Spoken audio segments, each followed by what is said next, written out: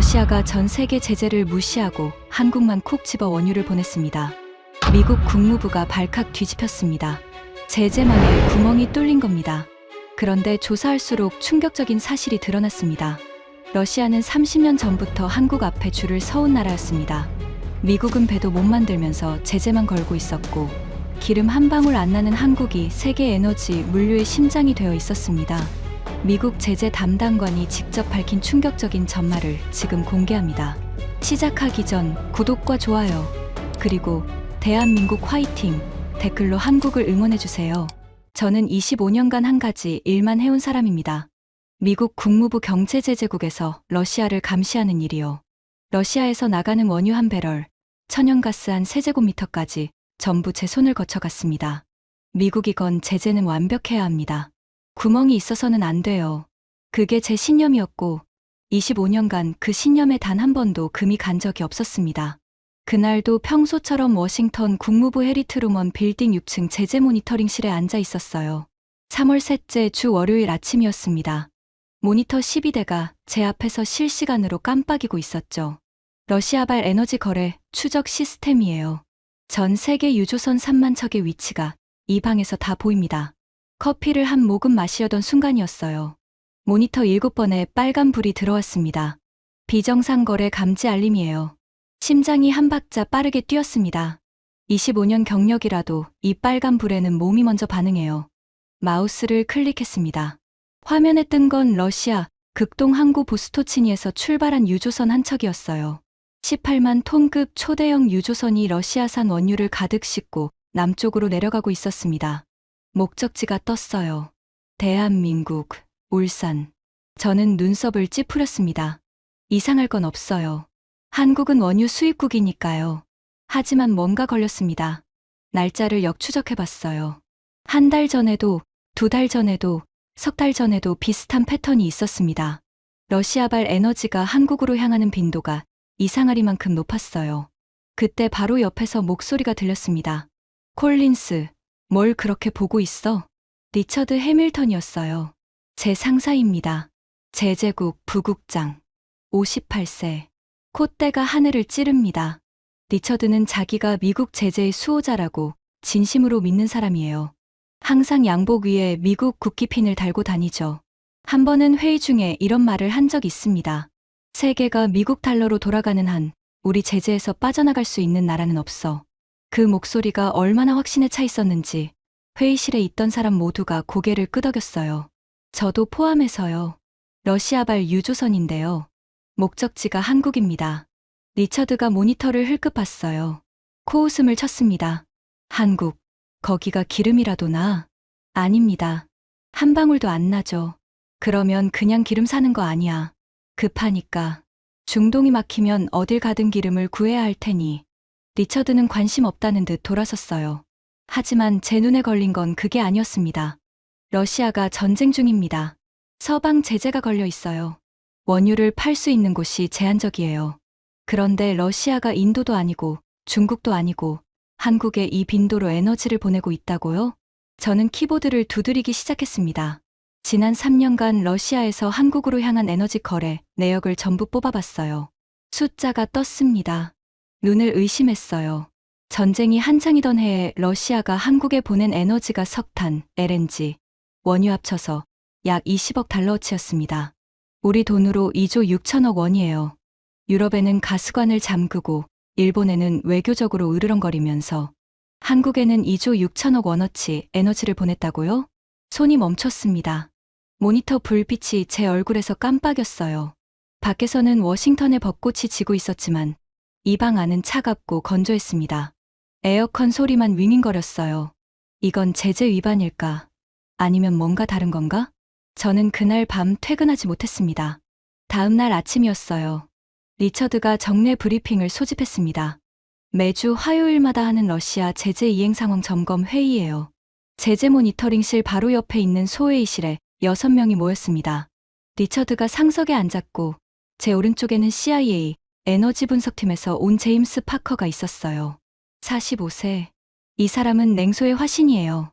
모든 걸 비꼬는 게 직업인 사람입니다. 한 번은 인도가 러시아산 원유를 할인받아서 대량 수입한다는 보고가 올라왔을 때 제임스가 이렇게 말했어요. 인도는 원래 싼 게 비지떡이라는 걸 모르는 나라잖아. 회의실에 실소가 터졌죠. 저는 웃지 않았습니다. 왼쪽에는 에너지부에서 파견 나온 사라 첸이 앉아 있었어요. 38세, 중국계 미국인. MIT에서 에너지 공학 박사를 받은 사람입니다. 이 방에서 유일하게 데이터 앞에서 솔직해지는 사람이에요. 나머지는 결론을 먼저 정해놓고 데이터를 끼워 맞추는 경우가 많거든요. 저는 브리핑을 시작했습니다. 모니터에 러시아발 에너지 거래, 추적 지도를 띄웠어요. 지난 3년간 러시아에서 각국으로 향한 에너지 흐름입니다. 인도, 중국은 예상대로 크게 늘었고요. 유럽은 급감했습니다. 그런데 하나 이상한 패턴이 있습니다. 화면을 전환했어요. 러시아에서 한국으로 향하는 에너지 흐름을 빨간 선으로 표시했습니다. 한국입니다. 전쟁 기간 중에도 러시아에서 한국으로의 에너지 공급이 끊기지 않았습니다. 규모는 연간 약 20억 달러 수준. 리처드가 팔짱을 꼈어요. 그래서 한국이 제재를 위반한 거야? 아닙니다. 조사해봤습니다. 제재 프레임워크 내에서 허용된 거래예요. 위반 사항은 없습니다. 그러면 뭐가 문제야? 문제라기보다 의문입니다. 러시아가 왜 하필 한국을 이렇게 챙기느냐는 겁니다. 그 순간 제임스가 끼어들었어요. 의자에 등을 기대고 다리를 꼬면서요. 콜린스, 너 진지하게 그걸 물어보는 거야? 네. 제임스가 피식 웃었습니다. 이 사람의 웃음에는 항상 칼날이 섞여 있어요. 한국은 에너지 거지야. 석유 안 나, 가스 안 나, 석탄도 거의 안 나. 중동 원유 의존도가 70%가 넘어. 반찬 10개 중에 7개를 한 집에서 받아오는 거지. 그 집이 문 닫으면 끝이야. 당연히 어디서든 기름을 구해야 하니까 러시아한테도 가는 거야. 복잡하게 생각할 거 없어. 리처드가 고개를 끄덕였어요. 제임스 말이 맞아. 한국은 우리가 주한미군 빼면 하루도 못 버티는 나라야. 에너지도 마찬가지지. 자기들이 선택할 처지가 아니야. 러시아가 팔겠다면 당연히 사는 거지. 여기에 무슨 전략이 있겠어. 가슴팍이 뜨끔했어요. 리처드의 말이 맞는 것 같기도 했습니다. 한국은 자원이 없는 나라잖아요. 에너지 수입 의존도가 90%가 넘습니다. 그런 나라가 에너지판에서 무슨 전략적 가치가 있겠어요. 하지만 뭔가 걸렸습니다. 숫자가 안 맞았어요. 기름이 급한 나라는 한두 곳이 아니거든요. 인도는 중동 의존도가 80%가 넘고 일본은 96%예요. 유럽은 이미 에너지 위기로 무너지고 있었고요. 그런데 러시아가 콕 집어 챙긴 건 한국이었어요. 저는 한 가지를 더 물어봤습니다. 그런데 한 가지 이해가 안 되는 게 있습니다. 기름이 급한 나라는 인도도 있고 일본도 있고 유럽도 있는데 왜 러시아가 하필 한국을 이 정도로 챙기는 겁니까? 리처드가 손목시계를 봤어요. 관심 없다는 시그널이었습니다. 콜린스, 우리 할 일이 뭔지 잊지 마. 제재 위반 감시야. 한국이 위반 안 했으면 끝이야. 왜 러시아가 한국을 좋아하느냐? 그건 우리 업무가 아니야. 하지만 부국장님, 러시아의 의도를 파악하는 것도 제재 전략의 일부 아닙니까? 리처드의 눈이 차가워졌어요. 이 사람은 부하가 반박하는 걸 극도로 싫어합니다. 콜린스, 25년 경력이면 뭐가 중요하고 뭐가 안 중요한지 알 텐데. 한국은 미국 없이는 아무것도 아닌 나라야. 에너지도 안보도 전부 우리한테 기대는 나라라고. 러시아가 거기에 기름 좀 판다고 뭐가 달라져. 한국이 뭔데? 한국이 뭔데? 그 한마디가 귓속에서 맴돌았어요. 리처드가 회의를 끝내고 나간 뒤에도 저는 의자에 앉아 있었습니다. 회의실 형광등이 지잉 소리를 내고 있었어요. 커피가 식어가고 있었고 제 손은 여전히 키보드 위에 올려져 있었습니다. 제임스가 나가면서 한마디를 던졌어요. 콜린스, 한국 따위 파느라 시간 낭비하지 마. GDP 대비 에너지 수입 의존도 봐. 한국은 에너지 취약국 명단 상위권이야. 러시아 입장에서 한국한테 기름 파는 건 돈 떨어지는 거지한테 밥 한 끼 사주는 거나 마찬가지야. 돈 떨어지는 거지한테 밥 한 끼 사주는 것. 이가 악물렸어요. 왜인지 모르겠습니다. 한국은 제 나라도 아닌데요. 그런데 제임스의 그 말이 유독 거슬렸어요. 데이터를 25년간 봐온 사람의 직감이 말하고 있었습니다. 이건 그런 게 아니야. 사라 챗만 자리를 뜨지 않았어요. 그녀가 조용히 말했습니다. 콜린스 씨, 아까 그 데이터 혹시 더 뽑아볼 수 있어요? 연도별로요. 왜요? 좀 이상해서요. 거지한테 밥 사주는 패턴이 3년이나 지속되지는 않거든요. 저는 사라의 말에 불이 붙었습니다. 퇴근 후에도 사무실에 남아서 데이터를 뒤지기 시작했어요. 러시아와 한국 사이의 에너지 거래만이 아니었습니다. 외교 기록, 경제협력 문서, 유엔 투표 패턴까지 전부 뒤졌어요. 3일이 걸렸습니다. 그리고 저는 소름이 돋는 걸 발견했어요. 러시아가 한국을 챙긴 건 이번이 처음이 아니었습니다. 30년이었어요. 화면에 타임라인을 만들었습니다. 90년대 초, 소련이 무너졌어요. 새로 탄생한 러시아는 한국에 약 17억 달러의 빚이 있었습니다. 지금 환율로 치면 2조 2천억 원이에요. 경제가 바닥이라 돈을 갚을 형편이 안 됐죠. 그래서 러시아가 한국에 제안했습니다. 돈 대신 무기로 갚겠다고요. 여기까진 저도 알았어요. 불곰 사업이라고 불리는 거래죠. 하지만 제가 몰랐던 게 있었습니다. 러시아가 한국에 넘긴 무기 목록을 봤어요. 입이 벌어졌습니다. T-80U 전차. 냉전 시대 소련 최강 전차예요. 미국 정보기관이 이 장갑의 장갑 두께 하나 알아내려고 수백만 달러를 쓴 적 있습니다. 저도 CIA 파일에서 본 적 있어요. 극비 문서에 소련 최신 전차 장갑 분석이라고 적혀 있었거든요. BMP-3 보병 전투 차량. 당시 러시아 최신이었어요. 보병이 타고 다니면서 전투까지 하는 장갑차인데 서방 군사 전문가들이 실물을 한 번도 못 본 장비였습니다. 튼구스카 자주대공포. 하늘에서 날아오는 적기를 잡는 이동식 방공무기예요. 미국이 수십 년간 정보 한 조각 얻으려고 애쓰던 무기들을 러시아가 한국에 통째로 넘긴 겁니다. 빚 갚는다고요. 그런데 여기서 진짜 이야기가 시작돼요. 한국이 이 무기들을 받아서 뭘 했는지 아십니까? 군부대에 배치해서 굴린 게 아닙니다. 전부 분해했어요. 나사 하나까지 풀었습니다. 엔진을 열어봤고 장갑 소재를 분석했고 포탑 회전 메커니즘을 해부했어요. 소련이 수십 년간 쌓아온 군사 기술의 비밀을 한국 공학자들이 낱낱이 파헤친 겁니다. 그리고 그 기술로 뭘 만들었는지 아세요? K2 흑표 전차입니다. 지금 폴란드가 사겠다고 줄 서고 사우디가 관심을 보이고 UAE가 계약하겠다고 달려드는 그 전차예요. K2의 핵심 방호 기술 중 하나가 바로 T-80U를 분석해서 나온 거예요. 저는 의자에서 일어나 회의실을 왔다 갔다 했습니다. 다리가 저려서가 아니에요. 머릿속이 복잡해서 몸을 움직여야 했어요. 러시아가 빚 갚으려고 넘긴 무기로 한국이 세계 최고 전차를 만들었다고요? K2만이 아니었어요. K9 자주포, 천국 미사일.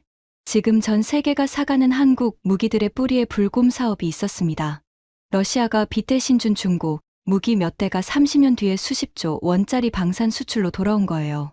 이 거래, 누가 더 잘한 걸까요? 저는 다시 모니터 앞에 앉았어요. 타임라인을 이어갔습니다. 약 7년 전이었어요. 일본이 갑자기 한국의 반도체 핵심 소재 수출을 규제했습니다. 불화수소라는 건데 반도체 회로를 깎아내는 화학물질이에요. 삼성, SK하이닉스 반도체 공장이 이게 없으면 하루도 못 돌아갑니다. 하루예요. 한국이 발칵 뒤집혔어요. 정부는 밤새 수입처를 알아봤고 기업들은 재고 파악에 나섰습니다. 그때 조용히 연락이 왔습니다. 러시아였어요. 외교 채널을 통해 공식 제안했어요. 고순도 불화수소, 일본산과 동등한 품질로 공급하겠다고. 일본이 한국목을 조르는 바로 그 순간 러시아가 옆에서 이거 쓰라고 내밀었던 거예요. 약 5년 전에는 더 극적인 일이 있었어요. 요소수 대란입니다. 요소수가 뭐냐면요. 경유 트럭 배기가스를 정화하는 액체예요. 이게 없으면 트럭 시동이 안 걸립니다. 한국 화물 운송의 대부분이 경유 트럭인데 중국이 갑자기 요소 수출을 막아버렸어요. 한국은 요소의 97%를 중국에서 들여오고 있었거든요. 화물차가 멈추면 하루 피해액이 4천억 원이에요. 택배가 멈추고 마트 진열대가 비고 건설 현장 크레인이 서는 겁니다. 그때도 러시아가 나섰어요. 극동개발부 장관이 직접 나서서 한국 공급을 약속했고 실제로 38만 톤이 들어왔습니다. 저는 타임라인을 뒤로 물러서서 바라봤어요.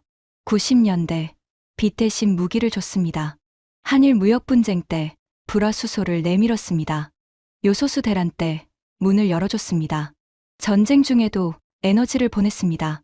이게 우연입니까? 30년입니다. 30년 동안 한국에 위기가 올 때마다 러시아가 나타났어요. 거지한테 밥 한 끼 사주는 패턴이 아니었습니다. 이건 전략이에요. 하지만 왜? 기름 한 방울 안 나는 나라를 왜 30년이나 챙기는 겁니까? 사라 첸이 보내준 추가 데이터를 열어봤습니다. 러시아의 최근 에너지 수출 전략 보고서였어요. 북극해, 시베리아, LNG 프로젝트. 거기에 빨간 밑줄이 그어진 단어 하나가 있었습니다. 쉐빙 LNG 운반선. 그 단어를 본 순간 등골이 서늘해졌어요. 아버지가 돌아가시기 전에 하신 말이 갑자기 떠올랐거든요. 마이클, 에너지 전쟁의 승자는 자원을 가진 자가 아니야. 운반을 지배하는 자야. 아버지는 70년대 오일 쇼크 때 에너지부에서 일하신 분이에요. 당시 미국이 아랍 산유국의 석유 금수 조치에 무릎을 꿇었던 걸 직접 목격하셨죠. 아버지는 그 경험 때문에 평생을 에너지 안보에 바치셨어요. 아버지가 말년에 저한테 했던 말이 있습니다. 아들아, 미국은 셰일 혁명으로 세계 최대 산유국이 됐어.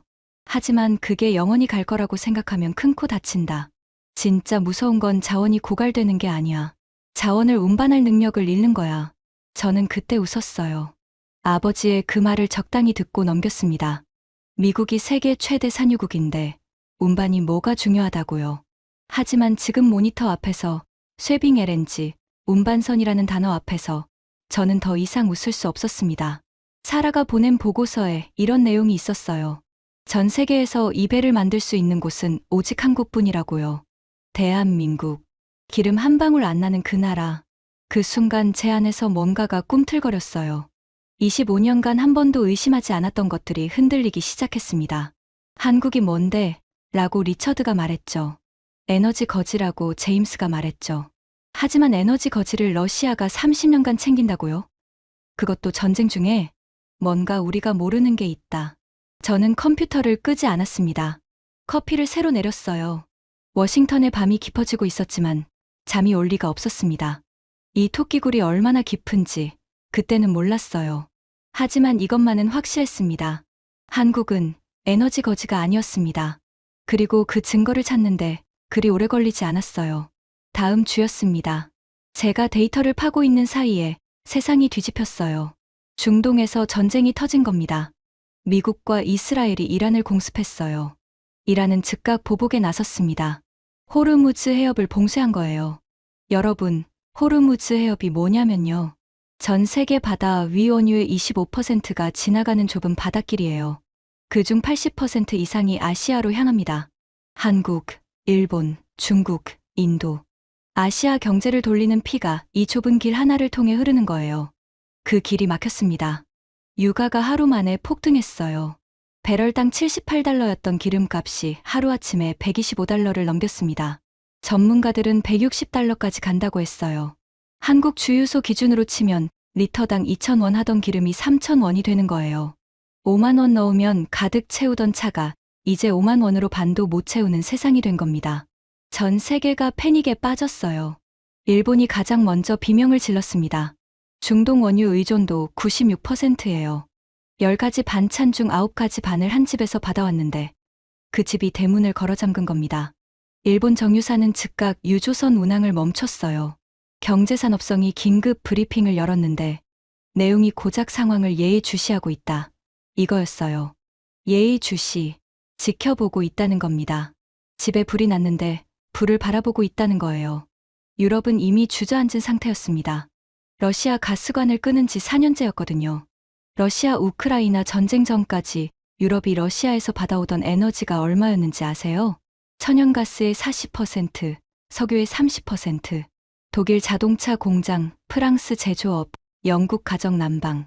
유럽 경제를 돌리던 엔진이 사실은 러시아 값싼 에너지였던 거예요.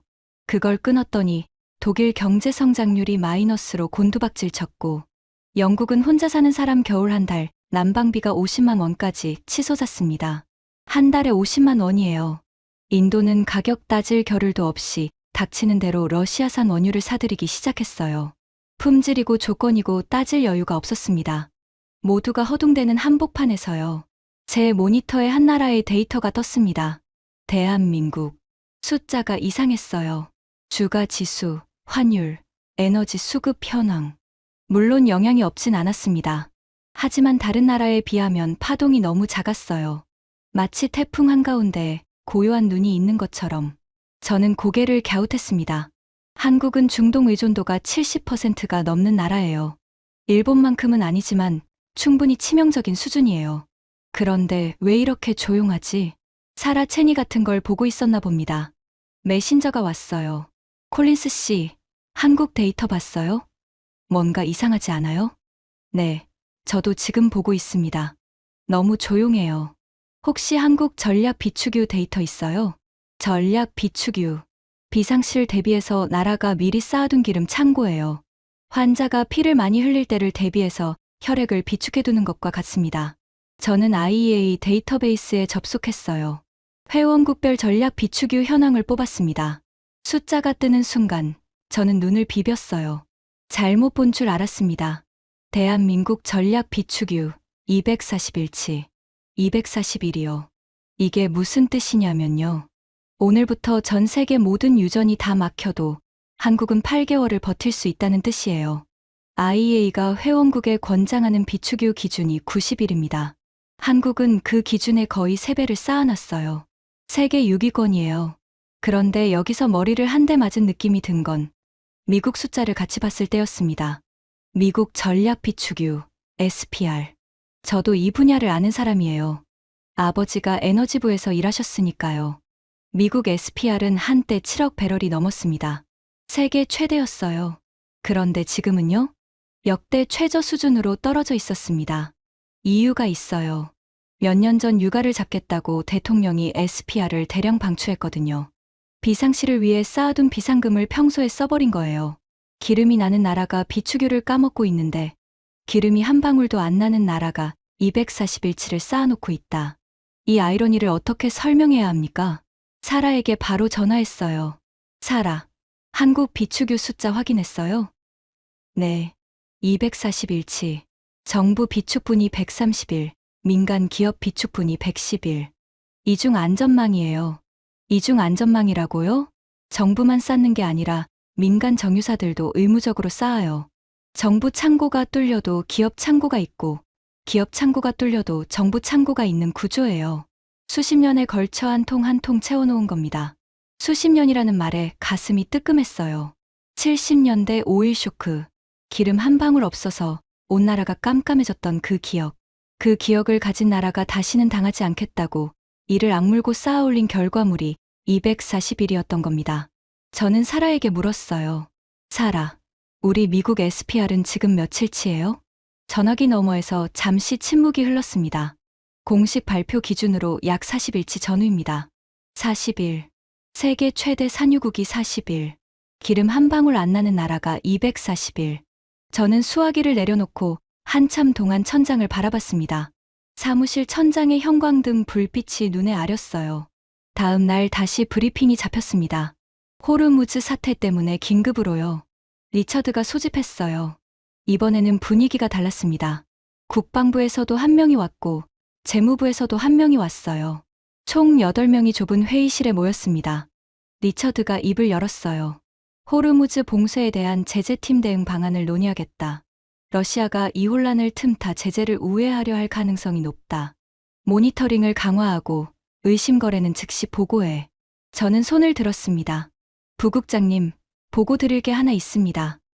뭔데? 한국입니다. 리처드의 눈썹이 올라갔어요. 또 한국이야, 라는 표정이었습니다. 봉쇄 이후 각국 대응을 분석해봤습니다. 모니터에 띄우겠습니다. 화면에 각국 대응 타임라인을 띄웠어요.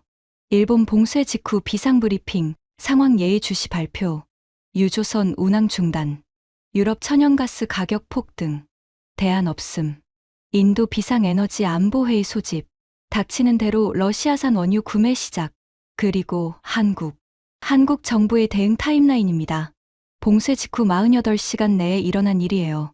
저는 하나씩 읽어갔습니다. 봉쇄 당일 산업부 자원안보 위기경보 한 단계 격상. 이틀째 석유 최고가격제 도입 발표. 기름값 폭등 억제 조치. 사흘째 비축유 약 2,500만 배럴 방출 준비 돌입. 나흘째 산업부와 정유사 네고시 합동회의. 러시아산 원유 수입 검토 시작. 닷새째 IEA 긴급 비축유 방출 결의에 동참 확정. 봉쇄가 터지고 불과 5일 만에 위기관리부터 대안 확보까지 전부 깔아놓은 겁니다. 회의실이 잠깐 조용해졌어요. 제임스가 먼저 입을 열었습니다. 역시나 비꼬는 말투였어요. 그게 대단한 거야? 어느 나라든 위기가 오면 긴급 회의 정도는 하지. 제임스, 차이점이 있습니다. 일본은 봉쇄 후 일주일이 지나도 아직 예의주시 단계예요. 유럽은 대안 자체가 없고요. 한국만 봉쇄 5일 만에 비축유 방출, 가격 통제, 대체 수입처 확보를 동시에 실행했습니다. 허둥댄 게 아니에요. 준비된 매뉴얼대로 움직인 겁니다. 사라가 끼어들었어요. 하나 더 있어요. 한국 전략 비축유가 241치입니다. 리처드가 고개를 돌렸어요. 얼마? 241치요. IEA 권장 90일에 거의 3배. 정부 130일, 민간 110일. 세계 6위권이에요. 제임스가 콧방귀를 뀌었어요. 그야 소국이니까 양이 작아서 일수가 높은 거 아니야? 총량으로 따지면 별거 아닐걸. 저는 그 말을 기다리고 있었습니다. 모니터에 새 화면을 띄웠어요. 총량입니다. 한국 전략 비축유 총량은 약 1억 5천만 배럴. 절대량으로도 세계 6위권이에요. 소국이라서 일수가 높은 게 아닙니다. 실제로 그만큼 쌓아놓은 겁니다. 제임스의 입이 닫혔어요. 반박이 안 나왔습니다. 리처드가 손가락으로 턱을 두드렸어요. 이 사람이 이러면 뭔가 생각하고 있다는 뜻이에요. 그래도 미국 SPR이 세계 최대 아니야? 사라가 대답했습니다. 부국장님, 미국 SPR은 현재 역대 최저 수준입니다. 실질적으로 41치 전후예요. 회의실 공기가 변했어요. 리처드의 손가락이 멈췄습니다. 세계 최대 산유국이 41. 기름 한 방울 안 나는 나라가 241. 아무도 그 숫자에 대해 반박하지 못했어요. 하지만 리처드는 인정하지 않았습니다. 비축유가 많다고 전략적으로 대단한 건 아니야. 쌓아놓기만 하면 되는 거잖아. 돈 있으면 누구든 할 수 있어. 저는 속으로 고개를 저었어요. 돈 있으면 누구든 할 수 있다고요? 미국은 돈이 없어서 SPR을 까먹은 게 아니에요. 정치적 결정 때문에 비상금을 써버린 거예요. 한국은 70년대 5.1 쇼크 이후 50년 동안 한 번도 그 유혹에 넘어가지 않았습니다. 한 통 한 통, 한 해 한 해 묵묵히 쌓아왔어요. 비축유가 쉬운 거라고요? 50년을 참는 게 쉬운 겁니까? 하지만 저는 그 말을 입 밖에 내지 않았어요. 아직 때가 아니었습니다. 대신 이렇게 말했습니다. 부국장님, 비축유 이야기는 여기까지 하겠습니다. 하지만 제가 진짜 보고 드리고 싶은 건 다른 겁니다. 뭔데? 러시아가 한국을 챙기는 진짜 이유요. 비축유 때문이 아닙니다. 훨씬 더 큰 그림이 있어요. 리처드가 시계를 봤어요. 하지만 이번에는 회의를 끝내지 않았습니다. 5분 줄게. 말해봐. 저는 모니터에 북극해 지도를 띄웠습니다. 여러분, 지금 지구 맨 위, 북극 얼음이 녹고 있습니다. 제임스가 한숨을 쉬었어요. 콜린스, 갑자기 환경 강의야? 아닙니다. 이건 환경 이야기가 아니에요. 돈 이야기입니다. 화면을 전환했어요. 북극해 대륙붕 자원 분포도가 떴습니다. 얼음이 녹으면서 그 밑에 잠들어 있던 것들이 드러나고 있어요. 시베리아 극동, 북극해 대륙붕, 천연가스, 석유, 니켈, 코발트, 히토류. 전문가 추산으로 이 지역 에너지 자원만 인류가 수백 년 쓸 수 있는 양이에요. 리처드의 눈이 약간 커졌어요. 돈 이야기라니까 반응이 달라졌습니다. 인류 최대의 보물 창고가 열리고 있는 겁니다. 그런데 문제가 하나 있어요. 뭔데? 보물을 꺼내도 가져갈 길이 없습니다. 화면에 세계 해상 물류 지도를 띄웠어요. 시베리아 한복판에서 캐낸 가스를 유럽에 팔려면 수에즈 운하를 빙 돌아가야 해요. 아시아에 팔려면 아프리카 남쪽 끝을 돌아야 하고요. 부산에서 유럽까지 배로 42일이 넘게 걸립니다. 그래서 북극 항로입니다. 새 지도를 띄웠어요. 러시아 북쪽 해안을 따라 유럽과 아시아를 직선으로 잇는 항로였습니다. 얼음이 녹으면서 이 새 바닷길이 열리고 있어요. 이 항로를 쓰면 기존보다 30에서 40%가 줄어듭니다. 숫자로 보여드릴게요. 부산에서 네덜란드 로테르담까지 기존 항로 약 42일, 북극 항로로 가면 약 26일, 16일이 줄어드는 겁니다. 국방부에서 온 사람이 처음으로 입을 열었어요. 16일이면 뭐가 달라지는데요? 대형 유조선 하루 운항비가 수억 원입니다. 16일이면 수십억 원이 절약돼요. 매년 수백 척이 오가면 절감 비용이 조 단위로 올라갑니다. 조 단위. 그 단어에 회의실이 술렁였어요. 그리고 여기에 시베리아 횡단 철도가 있습니다. 블라디보스토크에서 출발해서 시베리아를 가로질러 모스크바, 유럽 끝까지 닿는 세계에서 가장 긴 철도예요. 배로 한 달 넘게 걸리던 화물이 이 철도를 타면 2주 안에 유럽에 도착합니다. 화면에 두 개의 선을 함께 띄웠어요. 바다 위의 북극 항로와 대륙 위의 시베리아 횡단 철도. 이 두 가지를 합쳐보세요. 북극 항로로 바다 위 시간을 줄이고 시베리아 횡단 철도로 대륙 위 시간을 줄이고 시베리아 자원이 이 두 갈래 길을 타고 아시아와 유럽으로 흘러나가는 거예요. 21세기 새로운 실크로드입니다. 리처드가 팔짱을 풀었어요. 몸을 앞으로 기울였습니다. 이 사람이 이렇게 하면 진짜로 관심이 생겼다는 뜻이에요. 좋아. 러시아의 큰 그림은 알겠어. 그런데 그게 한국과 무슨 상관이야? 제가 기다리던 질문이었습니다. 이 그림이 완성되려면 핵심 파트너가 필요합니다. 러시아 혼자서는 안 돼요. 조건을 한번 보시죠. 모니터에 조건 4가지를 띄웠어요. 첫째, 북극 항로 출발점에서 가장 가까운 나라여야 합니다. 둘째, 세계적인 항구를 가진 나라여야 해요. 셋째, 대륙 철도와 연결될 수 있는 위치에 있어야 하고요. 넷째, 이 모든 걸 운용할 기술까지 갖춰야 합니다. 이 4가지를 동시에 만족하는 나라가 세계에 몇이나 될까요? 침묵이 흘렀어요. 하나예요. 대한민국. 회의실이 조용해졌습니다. 부산항은 세계 최대 환적 항만 중 하나입니다. 환적이라는 건 배에서 내린 짐을 다른 배로 갈아 싣는 거예요.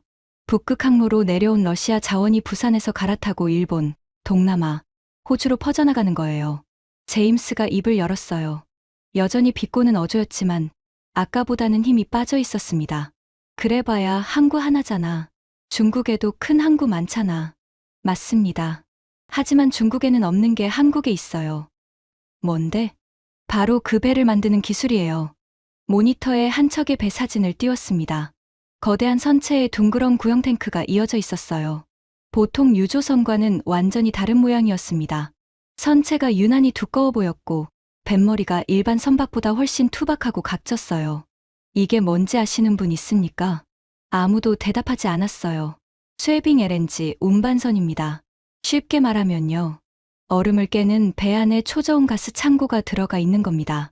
리처드가 고개를 기울였어요. 좀 더 설명해봐. 북극해에는 아직도 두께 2m가 넘는 얼음 덩어리가 떠다닙니다. 일반 유조선이 들어가면 뱃머리가 찢어져요. 선체에 금이 갑니다. 그래서 특수한 배가 필요해요. 얼음을 정면으로 들이받으면서 깨고 나아가는 배. 그 안에 영하 162도로 얼린 천연가스를 가득 싣고요. 영하 50도 북극 바람을 맞으면서도 가스가 새지 않고 얼음에 부딪혀도 선체가 버티는 배. 그게 왜 어려운데? 두 가지를 동시에 해야 해서 어렵습니다. 밖에서는 얼음을 부수고 안에서는 영하 162도를 유지해야 해요. 얼음을 깨려면 선체가 엄청나게 튼튼해야 합니다. 강판 두께가 일반 선박의 약 2배예요. 보통 배에 들어가는 철판을 손가락 한 마디 두께라고 치면 이 배는 2마디짜리 철판을 써야 해요. 그 두꺼운 철판을 둥글게 휘고 용접하고 이음새 하나 없이 붙이는 기술. 손가락 2마디를 들어 보였어요. 여기에 선체 안쪽에는 LNG 탱크가 들어갑니다. 이 탱크는 영하 162도에서도 깨지지 않는 특수 소재로 만들어요. 바깥은 얼음과 부딪혀서 충격이 오는데 안쪽 탱크는 흔들림 없이 초저온을 유지해야 합니다. 제조 비용도 일반 LNG선의 약 1.5배가 넘어요. 비싸네. 비싼 게 문제가 아닙니다. 핵심은 비용이 아니에요. 저는 회의실을 둘러봤습니다. 돈을 줘도 만들 수 있는 데가 없다는 게 핵심입니다. 잠시 멈춘 뒤 말했어요. 자, 그러면 전 세계에서 이 배를 만들 수 있는 조선소가 몇 군데인지 이거 아십니까? 아무도 대답하지 않았어요. 사실상 한국뿐입니다. 회의실 공기가 변했어요. 하나오션이라는 조선소가 있습니다. 러시아가 시베리아 최북단에서 천연가스를 뽑아내는 대형 프로젝트를 시작했을 때 이 가스를 세계로 보내야 했는데 보통 배로는 갈 수가 없었어요. 모니터에 러시아의 야말 LNG 프로젝트 위치를 표시했습니다. 시베리아 최북단, 북극권 안쪽이에요. 러시아가 전 세계를 뒤졌습니다. 유럽 조선소에 물어봤어요. 안 된다고 했어요. 중국에도 타진했습니다. 기술이 없다고 했고요. 일본도 마찬가지였어요. 제임스가 끼어들었어요. 유럽이 안 된다고? 노르웨이나 핀란드는 쇠빙선 만들잖아. 쇠빙선은 만들 수 있어요. 하지만 쇠빙선과 쇠빙 LNG, 운반선은 전혀 다른 차원입니다. 쇠빙선은 얼음만 깨면 돼요. 쇠빙 LNG선은 얼음을 깨면서 동시에 영하 162도 초저온 화물을 안전하게 운반해야 합니다. 두 가지 극한 기술을 한 선체 안에 동시 구현해야 하는 거예요. 그게 안 되는 겁니다. 제임스가 입을 다물었어요. 결국 하나오션의 문을 두드렸습니다. 15척을 주문했어요. 나중에 8척을 추가로 더 줬고요. 총 23척, 세계 최초, 세계 최다. 이 23척이 지금 북극해를 오가며 러시아 LNG를 세계로 실어 나르고 있습니다. 리처드가 물었어요. 삼성중공업은? 삼성중공업도 러시아 극동 지역 조선소와 손을 잡았습니다. 설계부터 건조까지 공동 작업을 했어요. 설계 도면, 용접 기법, 탱크 소재 기술. 이 데이터를 가진 나라는 지구상에 한국밖에 없습니다. 그 순간 사라 첸이 손을 들었어요. 제가 하나 추가해도 될까요? 네. 러시아가 가만히 한국한테만 맡긴 건 아니에요. 서방 제재가 걸리면서 한국 조선소에서 배를 인도받는 게 막혔잖아요. 그래서 러시아가 생각한 거예요. 우리가 직접 만들면 되지 않나? 회의실 시선이 사라에게 쏠렸어요. 러시아 극동 조선소에서 자체 건조를 시도했습니다. 결과가 어떻게 됐을까요? 잠시 멈췄다가 사라가 말했어요. 지금까지 성공하지 못했습니다. 침묵이 흘렀어요. 리처드가 몸을 앞으로 더 기울였습니다. 기술이 없어서입니다. 두꺼운 강판을 구부리는 것도, 초저온 탱크를 만드는 것도 전부 한국 기술 없이는 안 됐던 거예요. 직접 해보니까 알게 된 겁니다. 한국 없이는 안 된다는 걸. 저는 사라에게 고맙다는 눈빛을 보냈어요. 그리고 모니터를 전환했습니다. 그래서 주한 러시아 대사가 공식 인터뷰에서 직접 이렇게 말했습니다.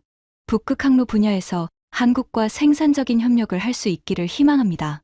리처드가 눈을 가늘게 떴어요. 외교관이 특정 나라를 콕 집어서 희망한다고 말하는 건 흔한 일이 아닙니다. 그만큼 절실하다는 뜻이에요. 제임스가 이번에는 비꼬지 않았어요. 대신 진지한 얼굴로 물었습니다. 잠깐, 그러면 러시아는 북극 자원을 개발하려면 한국이 필요한 거야? 필요한 정도가 아닙니다. 한국 없이는 불가능해요. 자원이 아무리 많아도 운반할 배가 없으면 소용없거든요. 그 배를 만들 수 있는 곳은 한국뿐이에요. 회의실에 무거운 침묵이 깔렸습니다. 러시아가 30년간 한국을 챙긴 이유, 기름을 팔기 위해서가 아니었어요.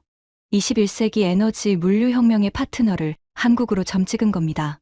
기름 한 방울 안 나는 나라가 기름의 흐름을 지배하는 나라였던 겁니다. 리처드가 의자 등받이에 몸을 기댔어요. 처음으로 한국이 뭔데? 라고 말하지 않았습니다. 회의가 끝난 뒤 저는 사무실로 돌아오지 않았습니다. 6층 복도 끝에 있는 작은 휴게실로 갔어요. 커피 머신 옆에 의자가 2개 있는 사람이 잘 안 오는 공간이에요. 창밖으로 워싱턴 내셔널 몰이 보였습니다. 멀리 링컨 기념관의 흰 지붕이 햇살에 반짝이고 있었어요.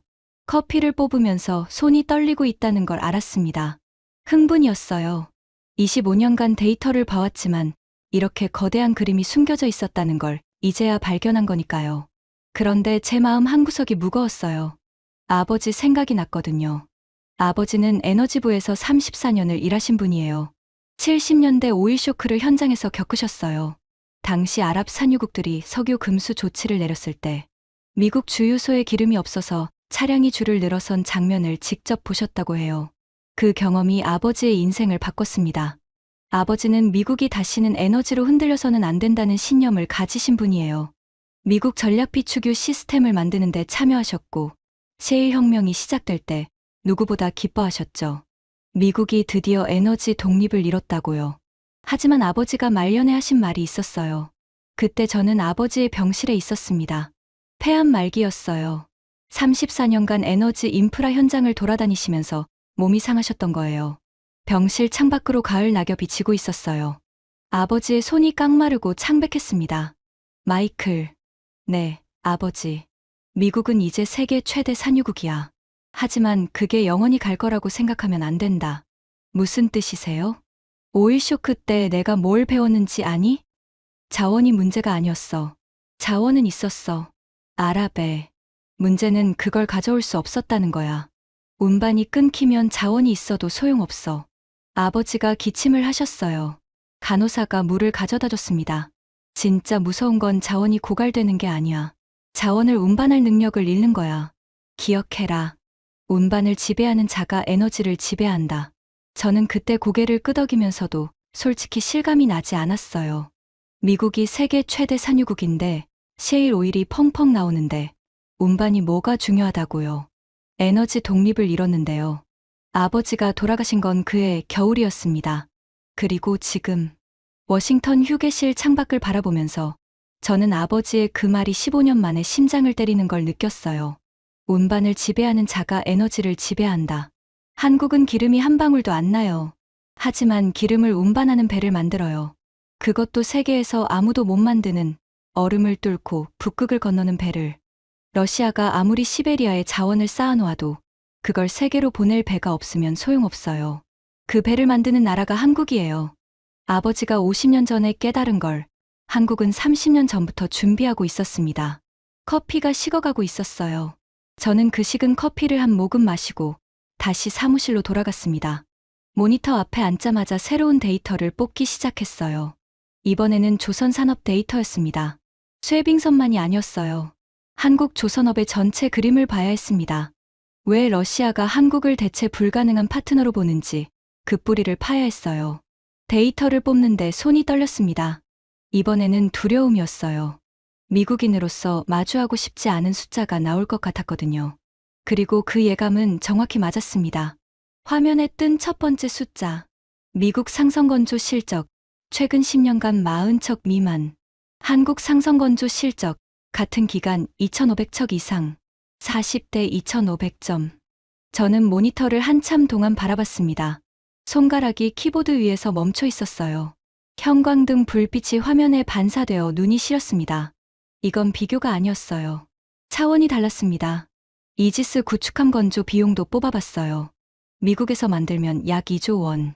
한국에서 만들면 약 7천억 원. 같은 배를 3분의 1 가격에 만든다고요? 미국 해군 장관이 한국 조선소를 방문한 기록이 있었습니다. 그 보고서에 이런 문장이 있었어요. 이렇게 디지털화된 조선 시스템은 처음 봤다. 세계 최강 해군의 수장이 한국 조선소에서 감탄한 거예요. 저는 의자에 등을 기댔습니다. 천장을 보면서 한숨이 나왔어요. 미국은 언제부터 배를 못 만드는 나라가 됐을까? 2차 세계대전 때 미국은 세계 조선의 절반을 차지했어요. 자유의 배, 리버티십을 수천 척 찍어내던 나라였습니다. 그 나라가 지금은 10년에 40척도 못 만들고 있어요. 조선소가 문을 닫았거든요. 인건비가 올랐고 환경 규제가 강화됐고 무엇보다 조선업에 투자할 이유가 없어졌어요. 금융이 더 돈이 되니까, IT가 더 돈이 되니까, 월스트리트와 실리콘밸리에 돈이 몰리는 동안 조선소는 하나둘 문을 닫았습니다. 그 사이에 한국은 거제도, 울산, 통영에서 세계 최고의 배를 만들어내고 있었어요. 아버지의 목소리가 귓속에서 울렸습니다. 운반을 지배하는 자가 에너지를 지배한다. 미국은 자원을 가졌지만 운반 능력을 잃었어요. 한국은 자원이 없지만 운반을 지배하고 있었습니다. 그리고 러시아는 그걸 30년 전부터 알고 있었던 거예요. 커피잔을 내려놓았습니다. 손등으로 눈을 문질렀어요. 눈이 아파서가 아니에요. 뭔가 다른 게 차올라서였습니다. 아버지의 말이 맞았어요. 저는 보고서를 쓰기 시작했습니다. 리처드에게 올릴 보고서요. 한국이 에너지 거지가 아니라 에너지 판의 핵심 플레이어라는 보고서. 하지만 아직 하나가 남아 있었어요. 이 모든 걸 리처드가, 제임스가, 그리고 미국이 받아들일 수 있을까? 그 답은 다음 날 회의에서 나왔습니다. 그리고 그 답은 제 예상보다 훨씬 충격적이었어요. 다음 날 오전이었습니다. 리처드가 다시 회의를 소집했어요.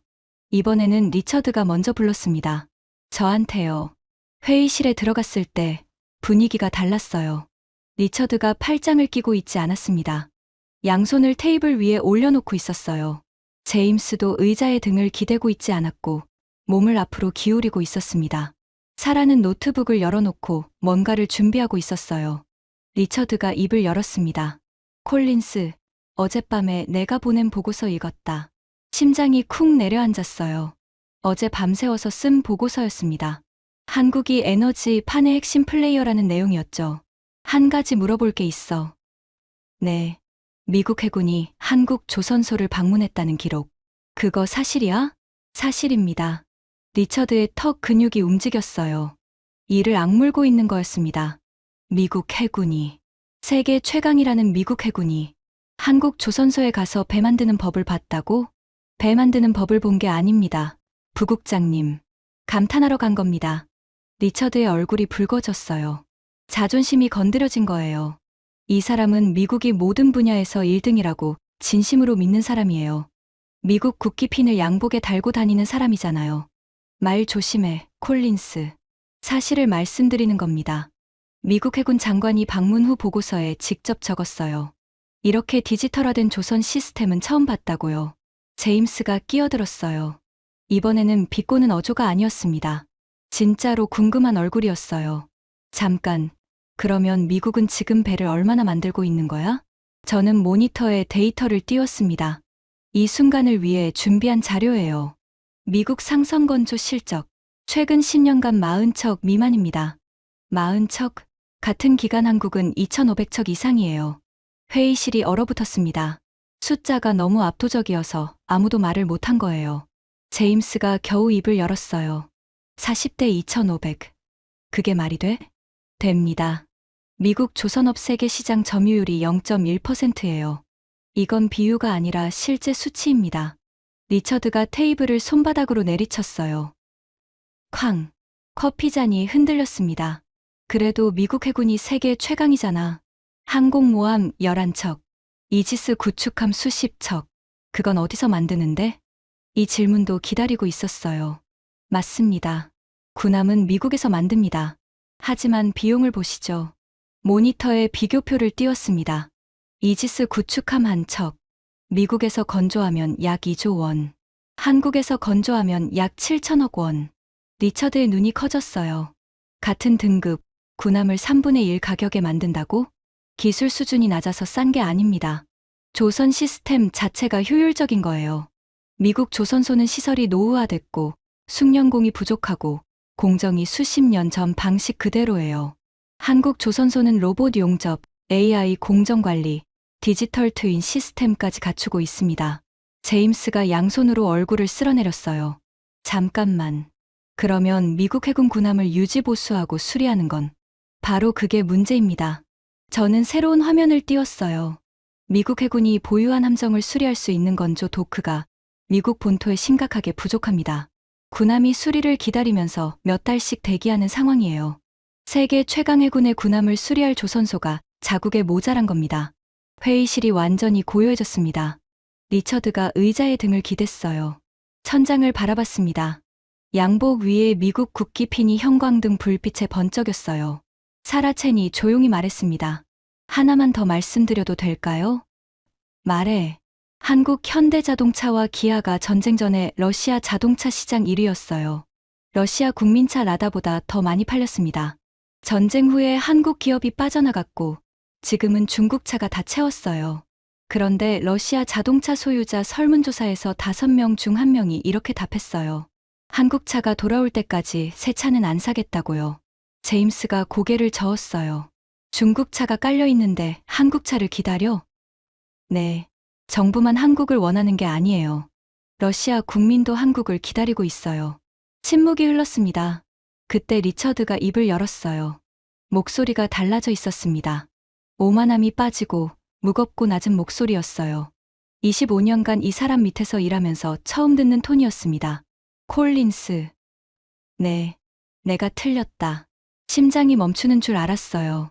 리처드 해밀턴이 틀렸다고 말했습니다. 이 사람이 58년 인생에서 그 말을 한 적이 있을까요? 한국이 뭔데? 라고 내가 말했지. 에너지 거지라고 했고, 미국 없이는 하루도 못 버티는 나라라고 했어. 리처드가 모니터를 바라봤어요. 40대 2,500이라는 숫자가 여전히 떠 있었습니다. 그런데 배도 못 만드는 건 우리였어. 그 한마디에 회의실 공기가 완전히 바뀌었습니다. 제임스가 양손을 펼치며 말했어요. 솔직히 인정하겠어. 한국을 깔봤다. 에너지 거지라고 했던 건 취소야. 기름 한 방울 안 나는 나라가 기름의 흐름을 지배하고 있었다니. 거지가 아니라 은행장이었던 거잖아. 사라 첸이 작게 웃었어요. 저도 웃었습니다. 하지만 진짜 충격적인 건 그 다음이었어요. 리처드가 자리에서 일어났습니다. 콜린스, 이 보고서 확대판을 써. 장관실까지 올려야 해. 장관실이요? 미국 제재 전략의 수정이 필요해. 러시아를 조르려면 러시아가 뭘 필요로 하는지 알아야 하잖아. 러시아가 가장 필요로 하는 게 한국 조선 기술이라면 그 변수를 제재 전략에 반영해야지. 리처드가 문 앞에서 돌아섰어요. 그리고 한 가지 더. 미국 조선업이 이 꼴인 건 우리 모두의 실패야. 제재를 걸 줄만 알았지. 정작 우리 자신은 배 한 척 제대로 못 만드는 나라가 돼버렸어. 적을 조르면서 우리 근육이 빠져 있었던 거야. 리처드가 나간 뒤 회의실에는 저와 사라, 제임스만 남았습니다. 제임스가 조용히 말했어요. 콜린스, 내 아버지가 에너지부에서 일하셨다고 했지. 네. 아버지가 살아 계시면 뭐라고 하셨을까? 저는 잠시 생각했어요. 목이 메어왔습니다. 그것 봐라, 내가 뭐라고 했어. 이러셨겠죠. 제임스가 피식 웃었어요. 이번에는 칼날이 없는 웃음이었습니다. 그날 저녁이었습니다. 저는 사무실에 혼자 남아서 보고서를 마무리하고 있었어요. 장관실까지 올라갈 보고서니까 한 글자도 허투루 쓸 수 없었습니다. 제목을 뭘로 하지 고민하다가 한 줄을 적었어요. 한국은 에너지 거지가 아니다. 에너지판의 게임 체인저다. 그리고 그 밑에 이렇게 썼습니다. 러시아가 한국을 30년간 챙겨온 이유는 기름을 팔기 위해서가 아닙니다. 한국이 가진 세 가지를 러시아는 대체할 수 없기 때문입니다. 첫째, 세계 유일의 쇠빙 LNG, 운반선 건조 기술. 북극 자원을 세계로 운반할 배를 만들 수 있는 나라는 한국뿐입니다. 러시아가 직접 만들려고 시도했지만 실패했습니다. 둘째, 전략적 거점. 부산항은 북극 항로와 아시아를 잇는 물류의 심장입니다. 러시아 자원이 아시아로 흘러들어가는 관문이에요. 셋째, 30년간 쌓아온 신뢰. 위기 때마다 흔들리지 않는 나라. 급하다고 아무 조건이나 받아들이지 않는 나라. 장기적으로 꾸준히 거래할 수 있는 파트너. 러시아 입장에서 가장 예측 가능한 상대가 한국이었습니다. 보고서를 쓰다가 멈췄어요. 생각이 많아졌거든요. 저는 25년간 제재로 적을 무너뜨리는 일을 했습니다. 러시아의 돈줄을 끊고 에너지 수출을 막고 금융거래를 차단하고 그게 미국의 힘이라고 믿었어요. 제재는 총 한 발 안 쏘고 적을 굴복시키는 최고의 무기라고요. 하지만 한국은 25년간 다른 걸 해왔더군요. 기술을 쌓았어요. 아무도 만들지 못하는 배를 만들었고 아무도 흉내낼 수 없는 반도체를 깎았고 아무도 따라올 수 없는 자동차를 만들었습니다. 제재로 적을 무너뜨리는 나라와 기술로 적마저 파트너로 만드는 나라. 어느 쪽이 진짜 강한 겁니까? 러시아를 보세요. 미국의 제재를 받고도 경제 성장률이 3%가 넘어요. 제재를 건 유럽은 0%대에서 허덕이고 있고요. 제재를 당한 쪽이 멀쩡하고 제재를 건 쪽이 무너지는 아이러니가 벌어지고 있어요. 한국은 그 판 위에서 양쪽 모두에게 필요한 존재가 되어 있었습니다. 미국에게는 민주주의 진영의 군수 공장이 되어 군함을 만들어주고 러시아에게는 북극 자원을 세계로 보낼 유일한 파트너가 되어 쇠빙선을 만들어주고 한쪽 편을 드는 게 아니에요. 기술로 양쪽 모두에게 없어서는 안 될 나라가 된 거예요. 강한 나라는 세상에 많습니다. 군사력이 센 나라, 경제가 큰 나라, 자원이 풍부한 나라. 그런데 그 나라가 없으면 세계가 멈추는 나라. 그건 몇 안 돼요. 반도체 없으면 전 세계 전자기기가 멈추고 배 없으면 전 세계 물류가 멈추고 그 반도체와 그 배를 만드는 나라가 대한민국입니다. 보고서를 다 쓴 뒤 저는 한 가지 결심을 했어요. 직접 가봐야겠다. 한 달 뒤 저는 한국행 비행기를 탔습니다. 인천공항에 내리자마자 버스를 타고 남쪽으로 내려갔어요. 목적지는 거제도였습니다. 한국의 남쪽 끝, 바다와 맞닿은 섬. 거기에 세계가 만들지 못하는 배를 만드는 조선소가 있었어요. 거제도에 도착했을 때는 아침이었습니다. 바닷바람이 얼굴을 때렸어요. 짠 냄새가 코끝에 와닿았습니다. 조선소 정문 앞에 서니까 거대한 크레인들이 하늘을 찌르고 있었어요. 그 아래에서 불꽃이 튀고 있었습니다. 용접하는 소리가 쉬지 않고 울렸어요. 안내를 맡은 한국인 엔지니어가 말했습니다. 저 뒤에 보이시는 게 지금 건조 중인 쇠빙 LNG선입니다. 고개를 들었어요. 입이 벌어졌습니다. 거대했어요. 상상했던 것보다 훨씬 컸습니다. 아파트 한 동이 바다에 누워 있는 것 같았어요. 그 위에서 수백 명의 작업자들이 개미처럼 움직이고 있었습니다. 저 배 한 척이 얼마입니까? 약 3,500억 원 정도 합니다. 3,500억 원짜리 배를 만들 수 있는 나라가 세계에 한국밖에 없다는 거예요. 도크 안쪽으로 들어갔습니다. 용접 불꽃이 사방에서 튀었어요. 철판 위를 걸을 때마다 발밑에서 금속 진동이 전해졌습니다. 공기에서 쇳내가 났어요. 뜨거웠습니다. 하지만 작업자들은 묵묵히 움직이고 있었어요. 말이 없었습니다. 소리라고는 용접 불꽃 소리, 크레인 모터 소리, 그리고 바닷바람 소리뿐이었어요. 한 가지가 떠올랐습니다. 70년대 오일 쇼크, 기름 한 방울 없어서 온 나라가 깜깜해졌던 그 겨울. 그 기억을 가진 나라가 다시는 당하지 않겠다고 50년간 비축유를 한 통 한 통 쌓아 올렸어요. 그리고 동시에 이 거제도에서 세계가 만들지 못하는 배를 만들어냈습니다. 아픈 자리에서 자라난 것들이었어요. 에너지가 없어서 울었던 나라가 에너지의 흐름을 지배하는 나라가 된 거예요. 저는 도크 난간에 기대 서서 한참을 바라봤습니다. 바닷바람이 머리카락을 흩날렸어요. 눈이 시렸습니다. 바람 때문이라고 하겠습니다. 주머니에서 아버지의 사진을 꺼냈어요. 지갑에 넣고 다니는 낡은 사진이에요. 에너지부 정문 앞에서 찍은 사진인데 아버지가 환하게 웃고 계세요. 아버지, 운반을 지배하는 자가 에너지를 지배한다고 하셨죠. 바람의 목소리가 흩어졌습니다. 그 나라를 찾았어요. 아버지가 50년 전에 꿈꿨던 나라를요. 근데 그게 미국이 아니었어요. 사진 속 아버지가 웃고 계셨습니다. 기름 한 방울 안 나는 나라였어요. 저는 사진을 다시 지갑에 넣었습니다. 그리고 안내를 맡은 엔지니어에게 물었어요. 여기서 일하시는 분들은 자기가 얼마나 대단한 일을 하고 있는지 알고 계십니까? 엔지니어가 고개를 갸웃했어요. 무슨 뜻이세요? 전 세계가 여러분 없이는 에너지를 운반할 수 없다는 거요. 러시아도, 미국도, 유럽도. 이 배 없이는 21세기 에너지 물류가 돌아가지 않는다는 거요. 엔지니어가 멋쩍게 웃었어요. 저희는 그냥 배 만드는 사람들인데요. 그냥 배 만드는 사람들. 그 한마디에 목이 메었습니다.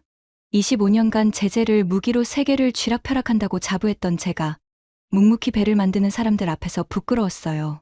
미국은 제재로 적을 조릅니다. 한국은 기술로 적마저 파트너로 만들어요. 어느 쪽이 진짜 강한 겁니까? 저는 그날 거제도에서 돌아오면서 한 가지를 더 깨달았어요. 러시아가 한국을 30년간 챙긴 이유. 그건 한국이 기름을 사주니까가 아니었어요. 한국이 없으면 러시아의 미래가 멈추기 때문이었습니다. 그리고 솔직히 말하겠습니다. 미국의 미래도요. 미국이 다시 배를 만들어야 합니다. 다시 조선소를 세우고, 다시 용접공을 키우고, 다시 바다 위에 근육을 만들어야 해요. 그리고 그 스승은 한국이 되어야 합니다. 아버지의 말이 맞았어요. 운반을 지배하는 자가 에너지를 지배합니다. 그리고 지금 그 운반을 지배하는 나라는 대한민국입니다. 여러분, 오늘 이야기를 한마디로 줄이면 이거예요. 세상에는 두 종류의 나라가 있습니다. 자원을 가진 나라와 자원의 흐름을 지배하는 나라. 미국은 자원을 가졌지만 운반 능력을 잃었어요. 러시아는 자원이 넘치지만 혼자서는 운반할 수 없었습니다. 그 두 강대국 사이에서 기름 한 방울 안 나는 작은 나라가 세계 에너지 물류의 심장이 되어 있었어요. 70년대 오일 쇼크에서 울었던 나라, 외환위기에서 넘어졌던 나라, 일본 수출 규제에 이를 갈았던 나라, 그런 시간들이 쌓여서 만들어진 겁니다. 241치 비축유도, 세계 유일의 쇄빙 LNG선도, 미국이 찾아온 조선 기술도 전부 한번 아팠던 자리에서 자라난 것들이에요. 대한민국은 준비되어 있습니다. 지금까지 미국 국무부 제재 담당관이 직접 추적한 러시아와 한국의 충격적인 30년 이야기였습니다. 기름 한 방울 안 나는 나라가 세계 에너지 물류의 심장이 된 대한민국. 이 이야기가 마음에 남으셨다면 주변에 널리 공유해 주세요. 우리가 얼마나 대단한 나라에 살고 있는지 함께 느꼈으면 좋겠습니다. 구독과 좋아요도 부탁드립니다. 지금까지 터칭 스토리였습니다. 감사합니다.